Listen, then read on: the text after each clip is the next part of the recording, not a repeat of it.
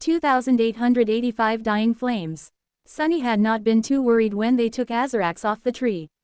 He knew that the curse of Shadow God did more than simply make those branded by it deathless, but he figured that they had a lot of time before the ancient tyrant truly lost his mind. That was because he had a point of reference. It was Uri's. Uri's had spent a decade wandering the world in search of death after being liberated by Nephis, and he was still perfectly lucid. So, Sunny had assumed that Azarax would be the same, that the curse of Shadow God was a poison that destroyed its victims slowly. However, it seemed like he had made a big mistake. He had failed to account for who Uri's of the nine was. Even among those who were exceptional and possessed uncompromising will, his resolve was unmatched. After all, he was a mortal man who had brought about the death of the gods and doomed all of existence to be destroyed. Even if Azarax was an eldritch menace that even the ancient people had deeply feared, even if he was astoundingly adept at wielding his will, he was not Uri's. He might have been more powerful, but his mental fortitude could not compare. So, mere weeks after Sunny and Nephis had taken Azarax off the tree, he was already showing signs of succumbing to the curse of Shadow God. His bones, which had been flawlessly white once, were now entirely black. His mind was still sharp, but he had become a little strange in the last few days. Most importantly of all, his memories seemed to be fading, even if he himself was not aware of it. There was a small army of 1,000 or so deathless following him by now. That army was still weaker than the Shadow Legion, but it continued to grow. While the Shadow Legion continued to diminish, it would be restored to full power in no time if Sunny was afforded a little break, but their schedule was relentless. Each night, there was a new battle, and each battle was more fierce than the previous one. And yet they still had to push forward as fast as they could, not allowing themselves a single day of respite. That was because Nephis was growing weaker every day. Somewhere out there, the longing domain was coming undone, one citadel after another surrendering to Astarion. Those in the north had already been lost to Mordred, and more were soon to follow. Nephis had lost countless followers by now, and, therefore, was deprived both of the generous flow of spirit essence and of the immeasurable weight her domain used to afford her will. It was not a good time to grow weaker, to say the least. As Azarax gave Saint a long look and wandered away to hide in the shadow of a protruding black boulder, Nephis descended from the sky and dismissed her wings. She looked pale and terribly drained, but her gaze and expression remained as calm and as resolute as ever. She looked around the desert, welcoming the rising sun. With a sigh, Sunny dismissed the curse, allowing it to return to its passive state. In that state, it empowered the dark flames of his soul by drawing on his spirit essence, thus enhancing the rate at which his shades were being repaired. It also allowed him to soothe someone's pain through touch. Rising to his feet, Sunny walked over to Nephis and took her hand. She remained silent for a while, then said quietly, "It's Algiite. It doesn't hurt anymore." Hearing that, Sunny closed his eyes for a moment. The smaller Neph's domain became, the fewer people there were for her to heal and empower. Therefore, the amount of pain she experienced was diminishing alongside her strength, which made a small part of him happy. He hated himself for feeling that way, though, because he knew that in the absence of pain, Nephis was tormented by anguish. Because the domain she had built was crumbling, and she would have never willingly chosen comfort over the well-being of her people. Nephis sighed and faced him, looking him in the eye. She remained silent for a while, and then said quietly, "It's all gone." He frowned slightly. "What is?" Nephis winced and looked away. "Ivory Tower, Bastion, and Ravenheart. They are all gone from my soul sea, and they were the last citadels there." He froze, studying her expressionless face with grim intensity. Nephis inhaled deeply. "The people who had been inspired by me are all gone, too. Not dead, just, I do not feel the sparks of their longing anymore. Their light is lost to me." It was such a brilliant sight, billions of flames shining in the darkness, but now, only darkness remains. There's barely any sparks left to illuminate it. She exhaled slowly. Cassie, Effie, Kai, and Jet are among those sparks. They are alive, at least. Even if some are in a lot of pain. I can feel them longing to be delivered from the torment.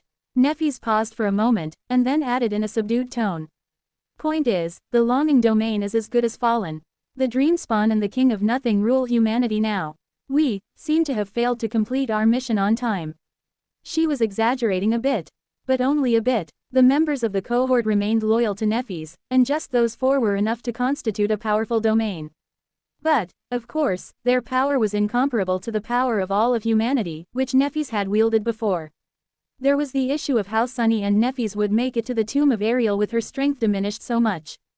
But more importantly, there was the abominable reality of all the damage the other two sovereigns were going to do to humanity in their absence.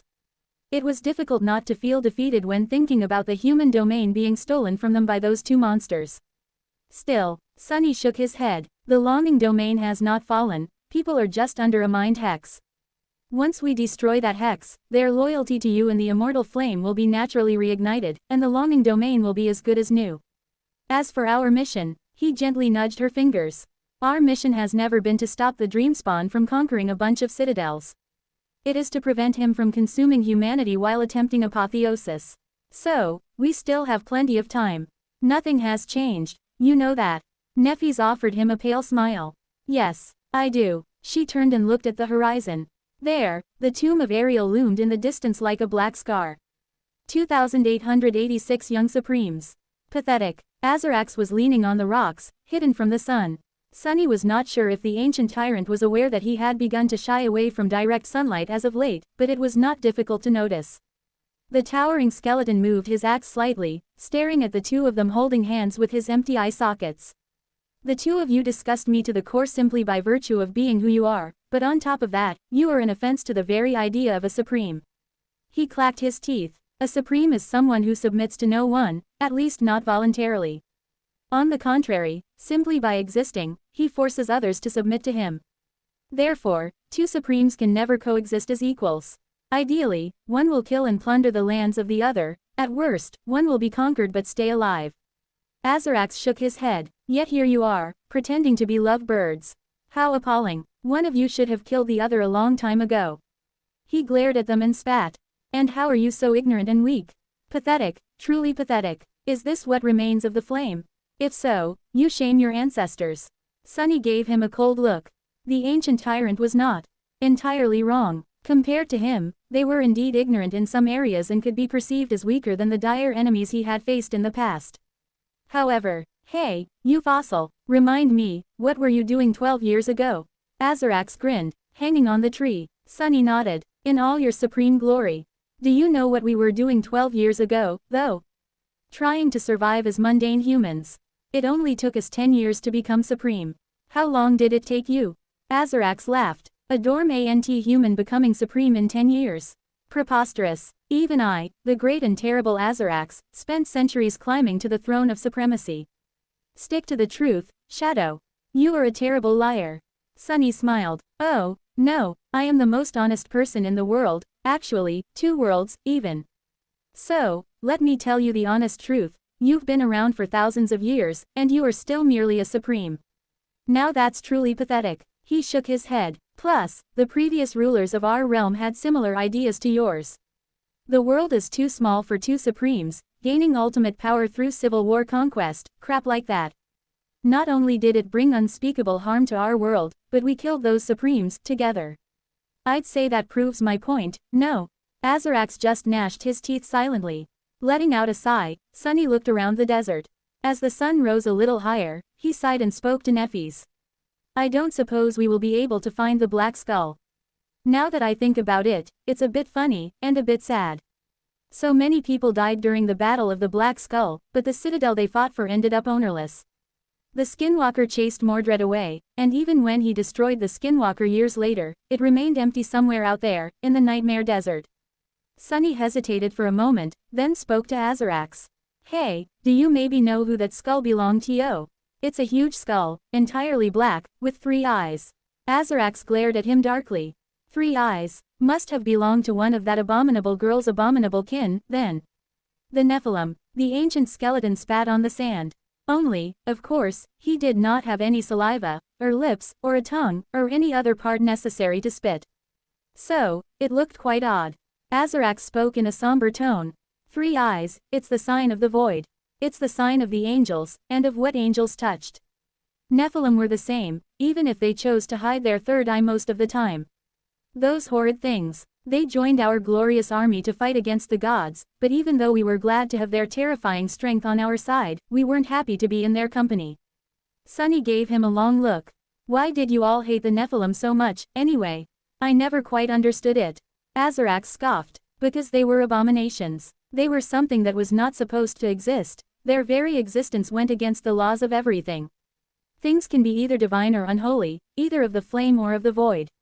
But they were both, and therefore, in contradiction to everything that is right, good, and holy. He glared at Sunny. But why are you asking me? You have one of those abominations right in front of you, holding your hand. You can just ask her. Sunny smiled. I am asking you because I'm interested to learn what you have to say. He remained silent for a few moments, and then asked. What about Godgrave, then? Was the giant skeleton lying there a Nephilim once, as well? Azarax leaned on his axe. What is Godgrave? Did someone bury the gods? Sunny grimaced, then shook his head. No, it's just what we call that colossal skeleton. It must have belonged to a creature that was at least 10,000 kilometers tall. And someone still managed to kill it. Azarax laughed. That is impossible. There has never been such a giant in the world. Only the World Tree could compare, but it obviously did not possess a skeleton. So, it could not have been a Nephilim. In fact, I doubt that a creature like that ever existed at all. Sunny took a mental note of the fact that Azarax was not aware of the being whose skeleton had later become Godgrave. Did that mean that the ancient tyrant had been ignorant, or that the enormous skeleton was only created after he had been nailed to a tree? Curious. That thing definitely had something to do with the void, though. So, Sunny was not sure that he wanted to know the answer.